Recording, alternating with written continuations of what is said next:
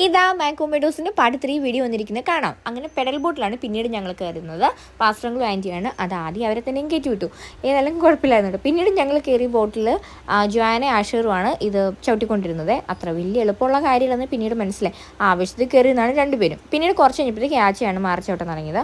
അത്ര എളുപ്പമുള്ള പരിപാടിയല്ല കേട്ടോ. അങ്ങനെ ഒരു രസമായിരുന്നു വെയിലത്ത് കിടന്ന് ഇങ്ങനെ അങ്ങോട്ടും ഇങ്ങോട്ടും വട്ടം കറങ്ങുക എന്നുള്ളത്.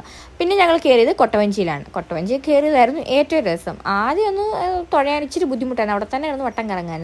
പിന്നീട് കണ്ട് അവിടെ കിടന്ന് ആ തണുപ്പത്തോട്ട് മാറി തന്നെ ഒന്ന് വട്ടം കറങ്ങി. പിന്നെ ആരോണും രാജയാണ് തുഴക്കാർ. ഏതായാലും അവരവിടെ കിടന്ന് വട്ടം കറങ്ങും ഞങ്ങൾ കൊള്ളാമെന്നും പറഞ്ഞു. പിന്നീട് ഏതോ കാട്ടിലോട്ട് പോയി പറഞ്ഞു നമ്മുടെ കൊട്ടവഞ്ചി കയറുന്നുണ്ടായിരുന്നു. ഒരു വിധത്തിൽ രണ്ടാമത്തൊന്നും ഇറങ്ങി കേട്ടോ.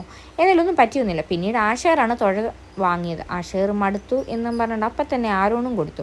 അത് കഴിഞ്ഞപ്പോൾ ക്ലെമൻറ്റ് പിന്നെ ബോട്ടിൽ നിന്ന് മാറി കുഞ്ഞ് അപ്പുക്കുട്ടൻ ഞങ്ങളുടെ കയറി കേട്ടോ. ഏതായാലും അപ്പുക്കുട്ടനെ കൊണ്ട് ഒന്ന് വട്ടം കറക്കണമെന്നുള്ള തീരുമാനമായിരുന്നു. അങ്ങനെ അപ്പുക്കുട്ടനെ പിണക്കം മാറാൻ വേണ്ടേ അപ്പുക്കുട്ടനെ ഒന്ന് വട്ടം കറക്കി കൊണ്ടുപോരാന്ന് വെച്ചു. പക്ഷേ ഉച്ച സമയമാണ്. ഞങ്ങളെ നോക്കി അവിടെ ഫുഡ് കഴിക്കാൻ എല്ലാവരും നിൽക്കുകയാണ്. എന്ത് ചെയ്താൽ ഞങ്ങൾ എന്താ പറഞ്ഞ ഈ കൊട്ടവഞ്ചി എടുക്കുന്ന ആ ഏരിയയിലോട്ട് പോകുന്നേ ഇല്ല. അവിടുന്ന് വട്ടം കറങ്ങി തിരിഞ്ഞു വരികയാണ്. അങ്ങനെ ഫുഡൊക്കെ കഴിക്കാനായിട്ട് കയറി കേട്ടോ. ഊണാണ് ഞങ്ങൾ പറഞ്ഞത്. ഫിഷ് കറി ഉണ്ടായിരുന്നു, ചിക്കൻ 65 നമുക്ക് മീൽ അവിടെ പറഞ്ഞിട്ടുണ്ട്. പിന്നെ ഇടിയപ്പോ ബിരിയാണിയോ അങ്ങനെ എന്ത് ഐറ്റം വേണമെങ്കിലും കിട്ടും. അങ്ങനെ ഫുഡൊക്കെ കഴിച്ച് കഴിഞ്ഞിട്ട് അടുത്ത ട്രിപ്പിന് വേണ്ടി റെസ്റ്റ് ചെയ്ത് അവിടെ ഇരിക്കുകയാണ്. ഞങ്ങൾ അങ്ങനെ നോക്കി നിന്നപ്പോൾ ഞങ്ങൾക്ക് പോകാനുള്ള ട്രെയിൻ വന്നു. എന്തൊരു സന്തോഷമായിരുന്നു അത് കണ്ടപ്പോൾ തന്നെ.